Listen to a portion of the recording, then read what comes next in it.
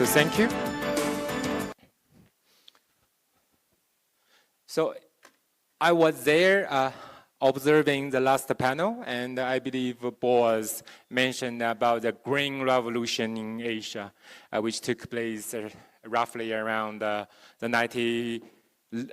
beginning of the 1960s all the way to the 70s, which I believe really solved the food security problem for over 2 billion Asian people.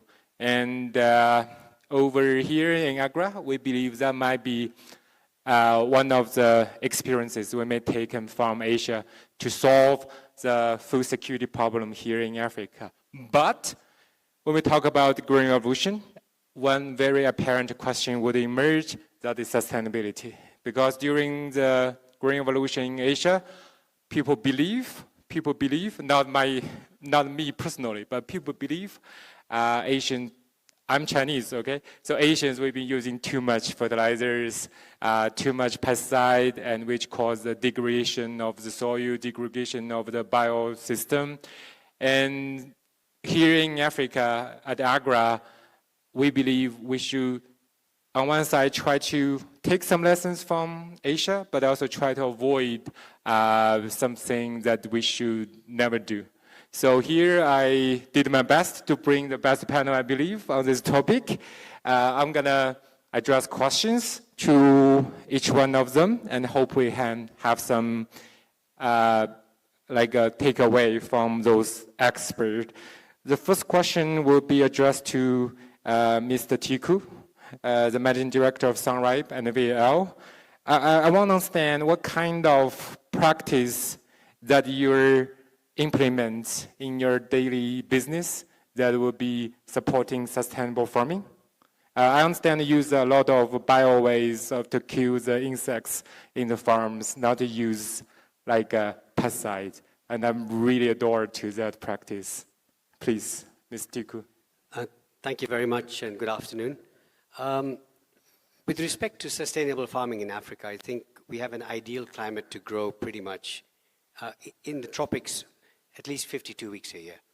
And we do have certain months where, especially in the East African side, we get 2 rain showers a year, we get a little bit of temperatures, but ideally we have 12 hours of daylight, 12 hours of darkness, and we are actually able to grow product in not extreme conditions. Like in the Northern Hemisphere, and if you go in the Southern Hemisphere, temperatures are 30, 40 degrees, or very, very cold into freezing. We don't have any of that. So we have quite a comfortable climate to be able to grow, number one. Number two, we have very good soils. Our soils have not been farmed and exploited at all. So we've just started farming in the last 100 years or so. So our soils are also very, very good. And number three, we don't really have the pest pressure. So what we really have to do is work out what grows in our agronomic zones in the northern part of the country, where we are growing in the Western Rift Valley at 2,000 meters. And it's all really about understanding the soil, making sure we have a very strong root zone, and then really coordinating what we grow with what the markets want. As a company, we've been in production since '65. We started exports from Kenya in 1969, so almost 60 years now. We've been working in this business. And working with international markets, they tell you you can identify the global demand. Number two, you really understand food safety and compliance, because we ship to countries that are not so much into are moving out of the agriculture space more into tech and manufacturing. So a lot of what we grow is really very safe to eat. It's available 52 weeks a year. And we really have to just make sure we do a very good crop rotation, so we don't do the same crop over and over. And we basically will rotate a brassica with a legume. We'll come in with a different crop, a field crop comes through. So we have a lot of different things we do. With respect to pest pressure, we actually only have 3 or 4 different pests in Kenya that we have to worry about for our horticultural crops. And a lot of those can be either targeted using pesticides, or you can be very smart and do an IPM program where we use integrated pest management, and where we understand insects, look at yellow and blue wavelengths and put sticky traps to move them off, or we'll put trap crops, and we'll come in with very, very soft insecticides and fungicides. So that's how we keep it sustainable. That's how we keep it long-term. And then and my last line there is to make sure we look after our soils. As long as our soils have very good organic matter and we don't build up disease, then we're really able to continue cropping in there. Thank you, Tiku, a real pioneer for sustainable farming here in Kenya. If you're interested, please visit Tiku's farm in Naivasha, Nakuru, and you will see he actually, can I use the word, cultivate different kind of bugs to kill the insects. I have no background in real science, I'm an economist, but when I see those practices, I was truly amazed. So next, let's turn to another pioneer in the farming sector, Jahil Oliver, the CEO of Hello Tractor. So Hello Tractor is now pioneering the mechanization movement here in Africa.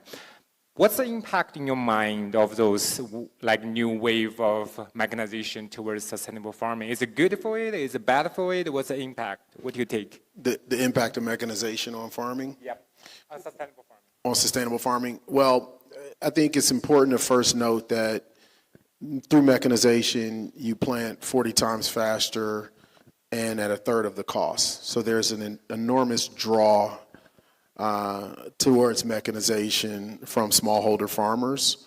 And when you have a platform that makes the service available, it becomes even more attractive because affordability is important.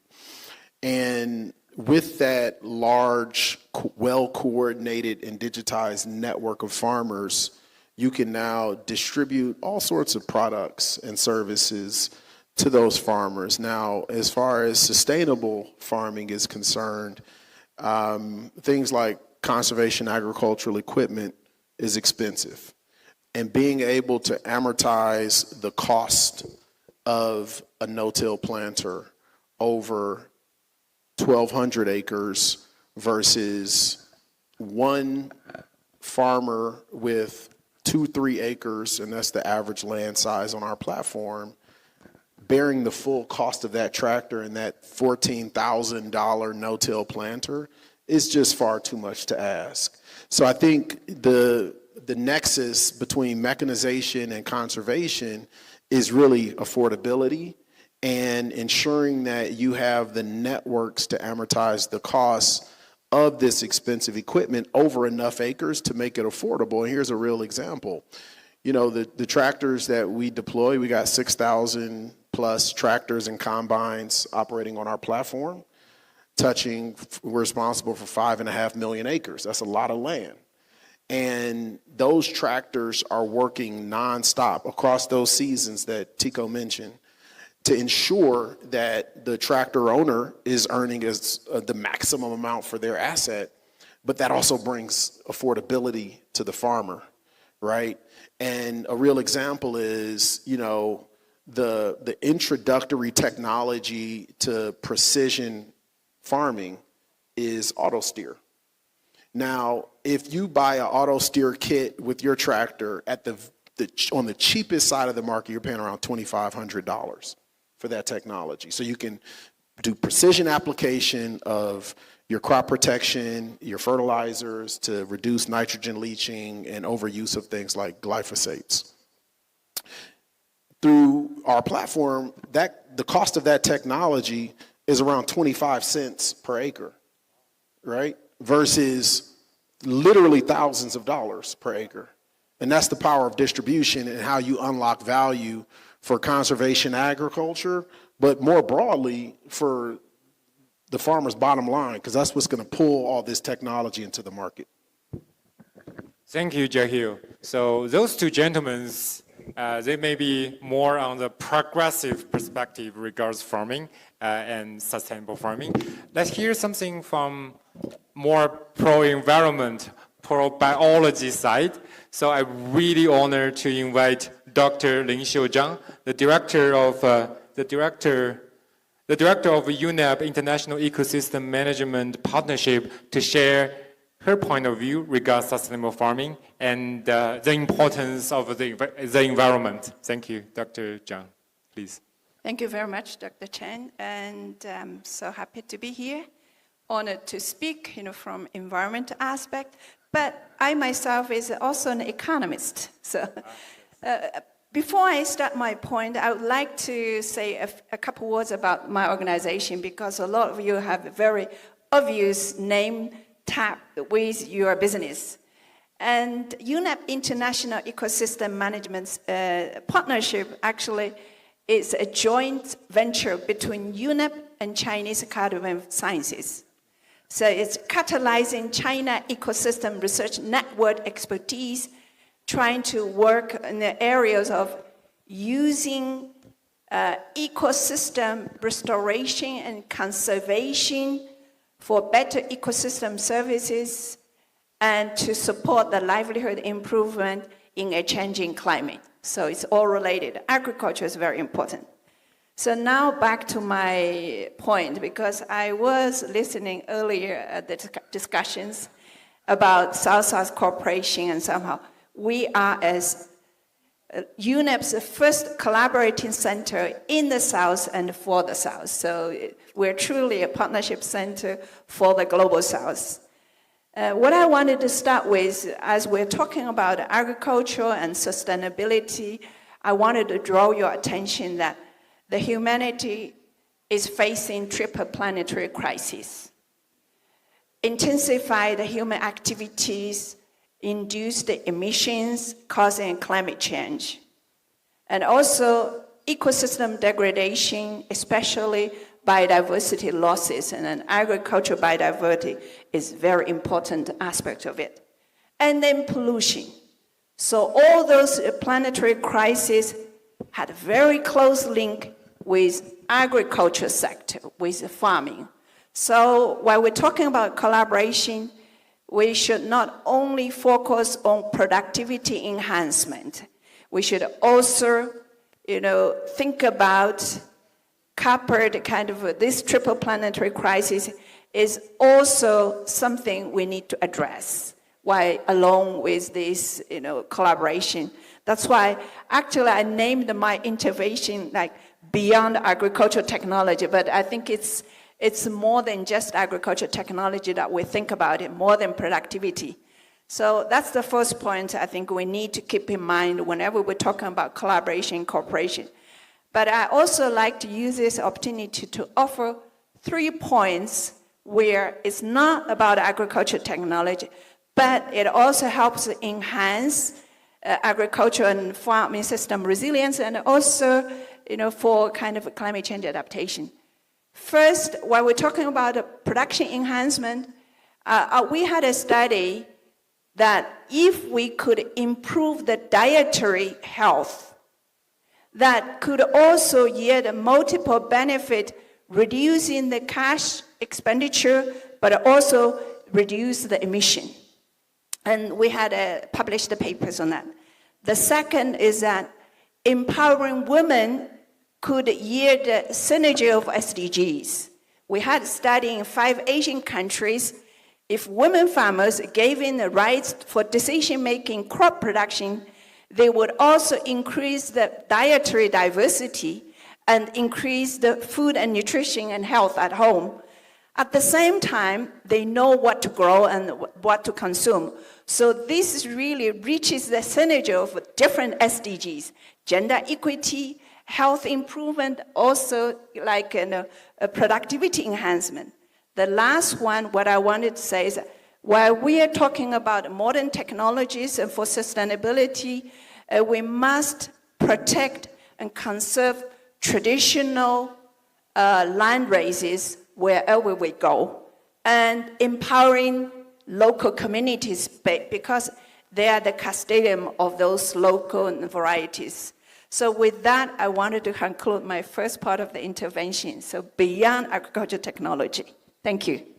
Thank you, Dr. Zhang. Wow, really appreciate your very comprehensive and systematic approach towards this critical for humankind. Jahil just mentioned precision farming, and now we have another champion in the precision farming. We have Michael Dai representing DJI agricultural drones for Africa. So, Michael, what's your point of view about precision farming, drone farming regards sustainability? You're taking jobs from Africa, is that right? Yeah, thank you, Dr. Chen. And I just give one brief instruction about the DJI agriculture drone. So I think today all the guests who know that from the drone agricultural drone business, actually we start this business from 2016. I think it's just less than 10 years until end of 2024. We already, operate almost 250 million acre worldwide. So yearly, we operate 250 million worldwide.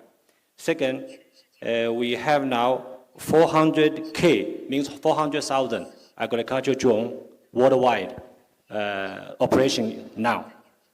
And we operate in 100 countries and 300 crops.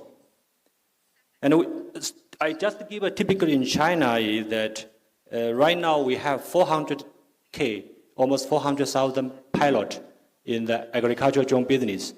So we also have the planning to training every year 2,000 young pilots in Africa, start from 2015. So I see also today many young students from Nairobi University. I encourage you also to be join with us our journey. Thank you, Dr. Chen. Absolutely, Michael. So DJI and Agra, we've been talking about to set up the first academy for agricultural drone pilots here in Kenya, but covering whole East Africa. We plan to train thousands of young East Africans to serve their own country in the agricultural sector. I asked the question about, is drone farming really taking away the jobs? But I want you to know one thing. Just go out to see their booth right over there. For that size of the machine, it's not like a small toy you can play on your phone with the app. It literally requires at least 2 or 3 engineers to maintain it, to operate it. So one drone might bring 3 to 4 direct employment, and those are high-paid, high-tech jobs for Africans. So, Michael, I answered that question for you. Yeah, because initially say when we talk about Dr. Chen a little bit worried about this kind of technology implementing in Africa. He said, Michael, please slowly, because you may lose job. Yes. To protect smallholding farming system, to protect jobs, to increase job is the most important work for Agra. Okay, our Agra every day we try to ensure that. So next, so it's all about sustainable farming. And I just mentioned the Green Revolution. How can we continue the discussion without the perspective from the evil side, from the agri-input manufacturers? So how about we get some takeaway from Mr. Fan Wenbo from Hubei Xinfa Group, one of the largest agri-input producer in the world. What's your takeaway regards agricultural inputs and sustainable farming, please? Thank you, Dr. Chen, for your invitation by the representation of Xinfa Group to join this wonderful forum. Please allow me to just take a few moments to introduce Xinfa Group, because I think majority of you don't know this group. Xinfa Group is located in Yichang, Hubei province in China. It's the largest glyphosate manufacturer in China, and we have 23,000 metric tons capacity. And we do have 2,4-D and the nicotsulfuron technical manufacturing in Yichang. And we currently operating our sales platform in Ghana, Ivory Coast, and Nigeria in Africa. For East Africa, we have not come yet. We plan to. And during my experience in West Africa, I realized we talk a lot of East Africa, actually. Maybe West Africa, this forum, maybe next time you can try to come to West Africa. I think West Africa needs this kind of forum more serious, because during the almost 20 years experience in West Africa countries, I think the most challenge for agriculture in Africa, the first one is the farmers' educational background. Myself, I've seen farmers use their own hand to mix chemicals with water. And I also saw some combined harvester operator, when they were doing maize harvesting, some stick like our arm has also gone into the system. Maybe we Chinese, it's difficult for us to imagine that rice can go into the engine of the combined harvester. But it's happening in Africa. So I was happy to have heard some institutes, cooperation between China and Africa agriculture. It's very good. It's a very good ways to educate and to train more operators, even from Dajiang, to train more operators, not only the tractor, but also combined harvester and drone operators, which is very important. Secondly, I think for pesticide and fertilizer regulation in Africa has some gap to be grown, to be improved, because especially in West Africa, counterfeiting and low active ingredients pesticide actually is a serious problem in West Africa. But I think East Africa has done much better, because the regulation and regulators has done their work very well. So we need this forum in West Africa. Thank you. Thank you, Wenbo. Thank you, Mr. Fan. And about West Africa, I must deny any neglect of AGRA for West Africa, because in the coming September, the African Food System Forum, the largest agricultural event in Africa, the flagship event of AGRA will taking place in Dakar, Senegal. And I will make sure Xinfa Group and Wenbo to speak over there to the audience. And I really like your challenging ideas. We have to challenge each other. We have to challenge everybody, so that we can get we can get the true knowledge, right? So we talk about sustainable farming, but in China we call it 大食物观, like big wheel, like a larger wheel of food. In AGRA we talk about the food system perspectives. So actually farming is a very long value chain. Without post-harvest management, non-farming is physically sustainable, actually, right? So today we are very honored to have Yongle Group, Yongle Company to join us. We have Mr. Wang, and I understand Yongle has been manufacturing like storage, like grain storage equipment and oil processing equipment and all kind of grain processing equipment for decades long. And have you been exporting to Africa? What's your experience so far regards exporting to Africa? 就是您是不是已经对非洲出口了呢？你们的产品，产品主要有哪些门类呢？你的经验是什么样的？对非洲的经验？好的，谢谢陈博士。Thank you. Thank you, Mr. Chen. Thank you for me to join this discussion. I'd like to do a self-introduction. We are coming from I'm from the Henan Yongle Group. Our company was built in 1967. Also, in the year of 2003, we have changed us to a shareholding company. We are mainly doing about manufacturing the regional product drying, reservation, and oil production, and other related mixed of the animal feeding products and poultry-related cycling development related to agriculture. This afternoon, we have talked about the safety storage of the grains and food feeding for the animals industry. So I would like to mention about the oil product. I see in the area of Kenya, we are using wheat, rice, and maize.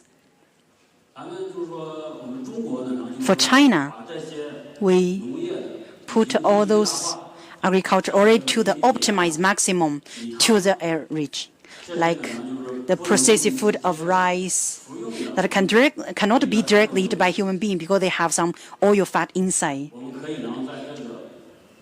We can get the usable oil from those products that people cannot directly take, and to make them into the nutrition that people can take directly. Such as the Mikang oil is like the side coated of the rice.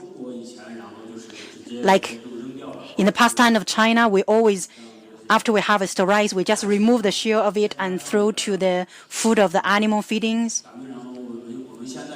But now we collect them and we make them optimized to the benefit. Let those oil and fat to be diversified to different way of consuming, not only like the bean oil or peanut oil. There are also other types of crops. Thank you, Mr. Wang. So I think we have time for the second round of questions. This will be very quick. I really hope a simple, precise, and quick takeaway regarding the biggest challenge for sustainable farming, no matter in Africa or in China, from all the panelists. Please, from you, Tiku. Thanks. I think now that we are all in the mood and we've heard about sustainable farming, let's throw a screwball into this audience, right?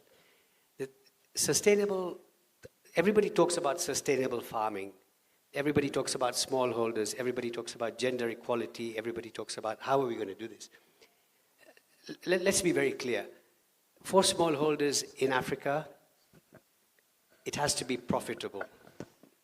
If there's no profitability, we can forget about all our conversations about sustainability. It has to make money, okay? Once you have funding, once you have money, then you are able to start talking about sustainability. We're able to talk about mechanization. We're able to talk about drones. All that will come into place. We have to talk about value addition. In Kenya, because that's where we are at the moment, only 3 to 4% of all funding that the banks give out goes to agriculture. More money has gone into Uber in the last 10 years than has gone into agriculture in Africa in the last 50 years.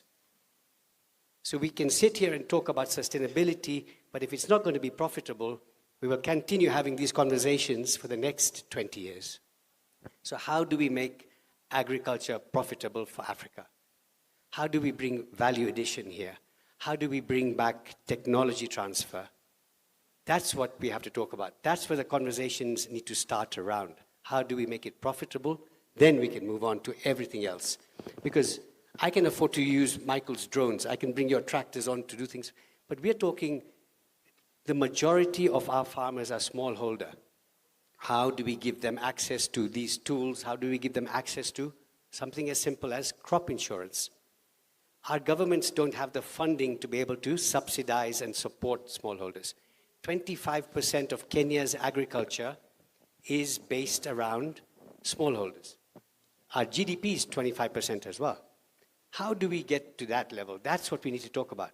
And that's so important, Dr. Cheng. You really have to bring that up while we bring these new ideas onto the table as well. Thank you. Tiku, you sound more Tico, you sound more like an economist than I do. So, Jahil, what's your takeaway? What's the biggest challenge for, no, I have, okay.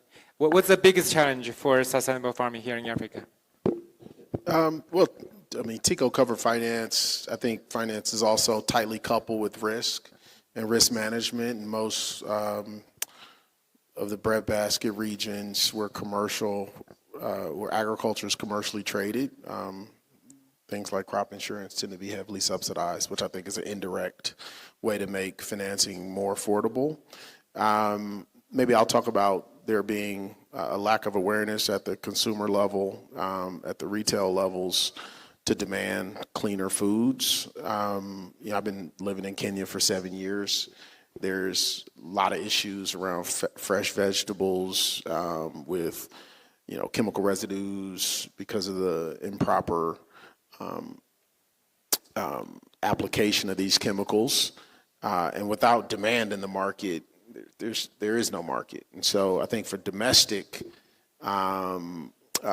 opportunities to really be unlocked, you need to have more pull in the market at the consumer level.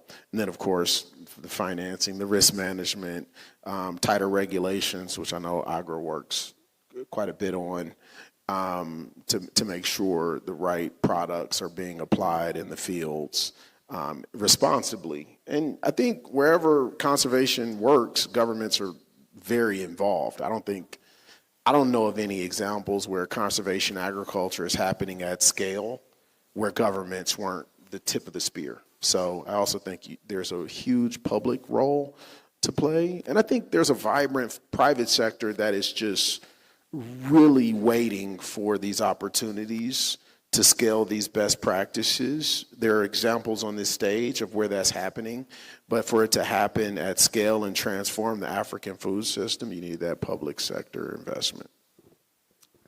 Yes, money. Unfortunately, money is the biggest limit for agricultural food system development here in Africa. Jahil and I, we traveled to China, what's last year for the mechanization coalition thing? And we was here try to study the experiences from China about their mechanization in agriculture. And we found out that to buy one tractor in China, the buyer, the end user, the farmers will receive nearly 50% of subsidy from the government. And it's very hard to replicate that here in Africa. We have to find more innovative ways. Right?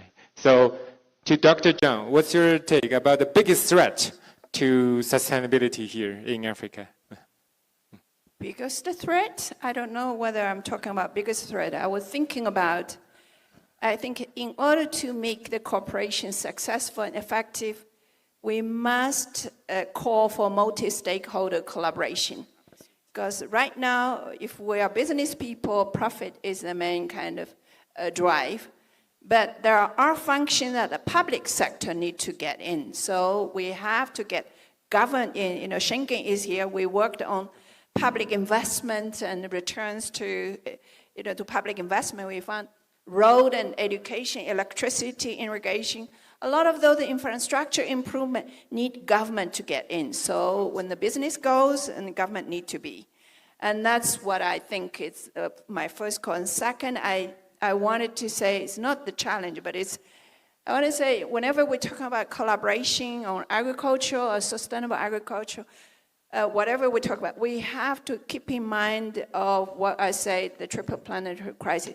So enhancing food system resilience must be one of the objectives, whatever collaboration we're talking about, because as the last parallelization says, business as usual will not work. The way we produce food at current state is no longer sustainable. So that's a conclusion. So we need to look for new ways of improving or transforming food system, making it more resilient to whatever, whether it's natural or economical or global challenges or whatever. So that's the 2 points I want to make. Bravo, fantastic points. And I think those three panelists all mentioned public spending, like finance, de-risking, everything. I just want to mention that we are trying. 20 years ago, we issued the Malabo Declaration. We promised that was that 2% of 2% GDP investment into agriculture. And last year, we have the reinforced Malabo Declaration, this time in Uganda. And African Union, AGRA, and all our partners, we have a grand, big vision for food system development. And if everything really works as we planned, we may be able to achieve a 45% increase in the next 15 years. I understand it's very ambitious, but like I said, if everything, all the resources chipping, we may be able to achieve that. And apparently, public spending is a very critical point in that. So, Michael, what's your think? What's the biggest challenge for sustainable farming? You can talk about Africa, you can talk about China, or you can talk about Middle East. You work in Middle East as well, right? Middle East don't have agriculture. No. I do agree. Just now, Mr. Tiku, he mentioned about the challenging regarding sustainability agriculture. Yeah, go back to the Africa. I think right now we have almost 20 dealers in Africa by now, and those dealers right now, they are mostly focused about the large scale farmer, because the smaller scale farmer, like less than 5 acre, they are not even afford to buy the job, and even they are not afford to buy the service. For example, right now, they give the service for like 1 acre around like 500 shilling. So it's quite challenging for them. So I think from our side, we just want to make sure that to partner with some of the local partners like Hello Tractor, to use his platform. We give tools to the small and the medium farmer, a way to reach the technology. I think in the last conversation, your colleague, Mr. Jane, he mentioned about the challenging between Africa, China in the last 20 years. Why cannot make the big difference? I think there is many reasons for the difference. But in the next 20 years, I think there is one key way to accelerate the speed. I think the only thing is technology. Because only to use technology can reach the speed between China and Africa. I think this is the job which we are doing now. And also, Hello Tractor is heavily involved in that. Yeah, thank you. Thank you, Michael. Let's refer back to Xinfa, to Wenbo. You just mentioned what happened in West Africa.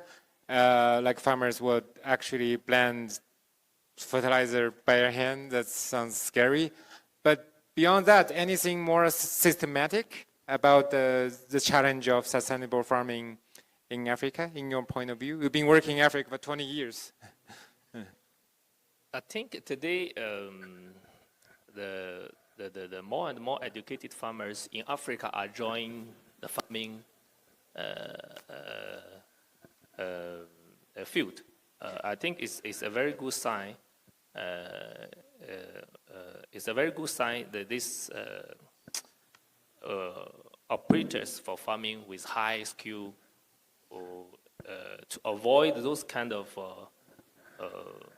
low-level operating from happening. It's a very good sign. But what we do is that I recently had an idea. Actually, earlier I mentioned the woman who used her hand to mix agrochemicals.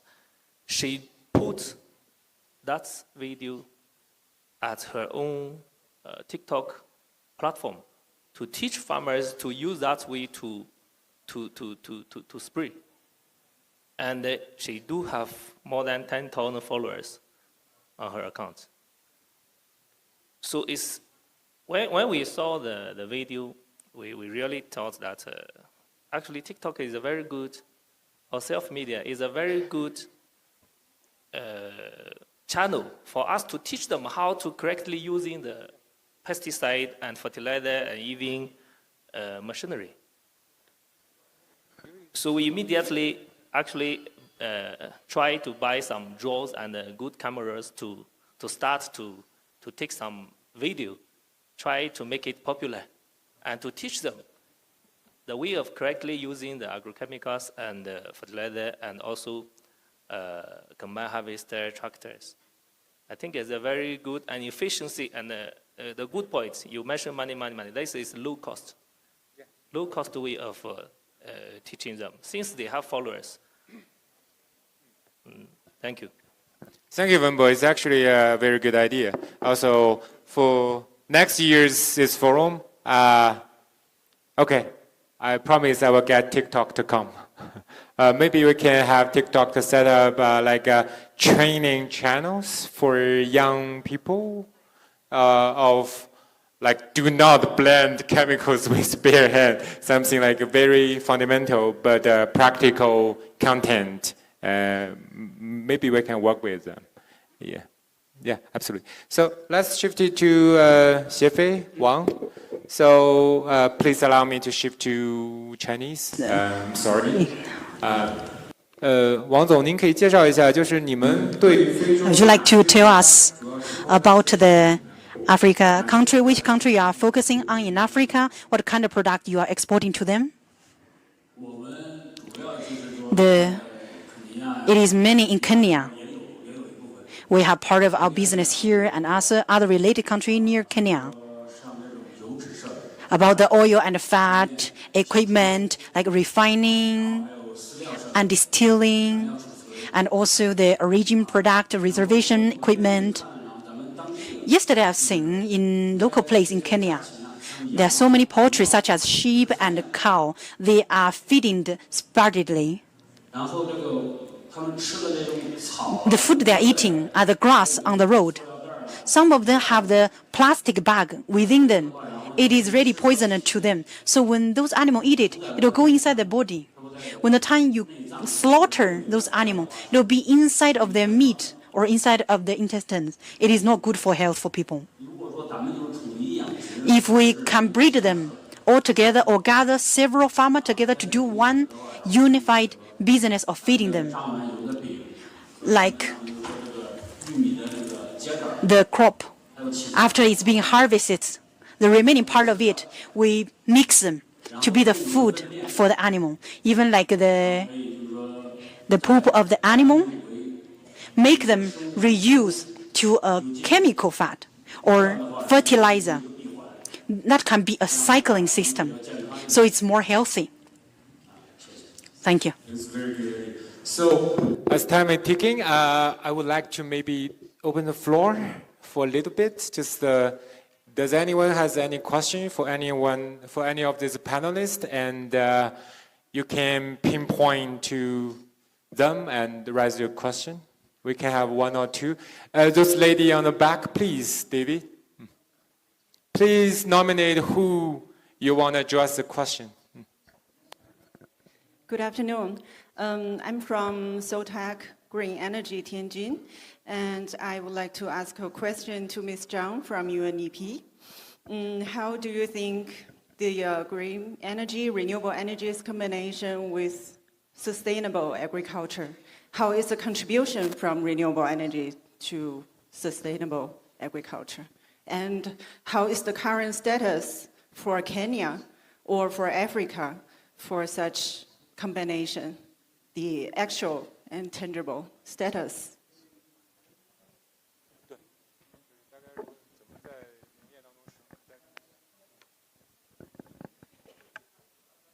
I think one of the pressure for the traditional energy is that where possible, renewable energy should be used. I think China is one of those who use the 早气怎么说来着？早气。And now China use the solar energy or somehow, I think in some of the I know Kenya, several households or some households are using solar panel to replace electricity, the former grid electricity as a renewable energy. Because I don't know very much in detail about Africa, but I know in some of our project sites in Busia, Kisumu area, when there is a flood or somehow there's a power cuts or somehow, I guess these could be like a solar panel, and those could be one of the way of replacing that grid. But again, they need initial investment, so money need to be there. So it's not that easy. We suggest them to ship there. But now there's another discussion going on when we talk about the sustainable agriculture. I think circularity, that concept is coming back again. So China traditionally use organic manure to be the fertilizer to apply to the paddy field or the crop production, and then residues and coming back to that cycle. And because of the increased labor cost in China, a lot of places don't produce pigs anymore at the backyard. So now it's a large kind of farming, a livestock farming. I guess sometimes here we could consider some of those promoting some security, but I'm responding on top of my head because I don't have investigations in detail in this area, how many households are raising livestock or somehow to make a circularity happening. I guess it's very difficult because it's also time consuming and there's a high labor cost involved. That was one of the reasons China rural farmers stopped using, because the labor opportunity costs were high. So all in all, I don't have a response to it, but I think we really have to think about it in a system way, because you offer one solution, you might end up with another issue or limitation. That's why whenever I talk about system thinking and nexus approach, it had always been in my mind when we trying to intervention and trying to bring in some technology somehow. If you don't think about it as a system, it's very difficult to understand why good technologies could not be adapted in so and so area. So all those need to be taken into consideration. I'm not sure I responded to all your questions, but I think one of at the macro level, energy transition is one of the ways that pushing for adapting to climate change, because we're trying to cut the emissions and we try not to extract too much of the natural resources and make it more sustainable and leave something for the next generations or so on. But that's at large. But the local specificity is a completely different picture. We have to be case by case and tailored to the local context. Thank Sorry you. Thank you very much, Dr. Zhang, and I would like to thank all the audience coming over for our boring discussions. And I want to thank you all the panelists to spend your valuable time joining us for this session. And I want to thank you for Mr. Huang, Mr. Xi at the corner over there. Let's applaud for them. They make this whole day event successful. And beyond that, another applaud for our very hard-working interpreter team. Thank you very much. And I believe that